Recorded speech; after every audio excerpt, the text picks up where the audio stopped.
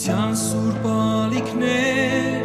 դեպի երկինք են բարձրանում, ով որ Աստծո որդի դարձավ, նա հավիտյան է ապրում։ Արթնության սուրբ ալիքներ դեպի երկինք են բարձրանում, ով որ Աստծո որդի դարձավ,